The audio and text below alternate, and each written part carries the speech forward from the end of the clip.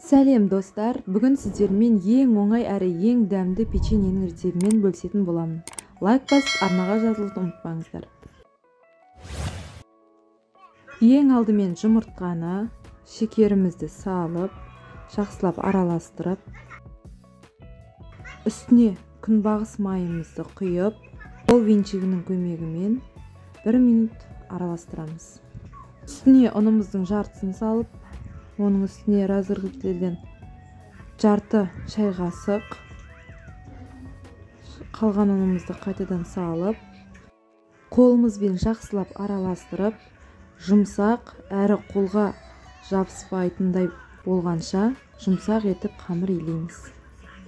Енді қамырдан кішкене бөліктен ала отырып, алақанымыздың көмегімен дөңгелек пішінге айналдырып, шекерге салып, бетін аздап басып, пергамент қағаз төселген табаға орналастырып шығамыз.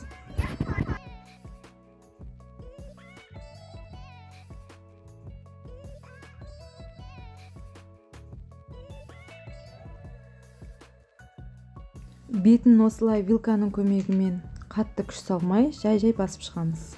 Әркімнің пеші әртүрлі. Егер пешіңіздің қызуы қатты болса 180 градуста, егер төмен болса 200-220 градуста пісірулеріңізге болады. Мен 200 градуста 10 минутта пісіремін. Біздің өте жұмсақ әрі дәмді печеньеміз дайын болды. Баршаңызға ас болсын.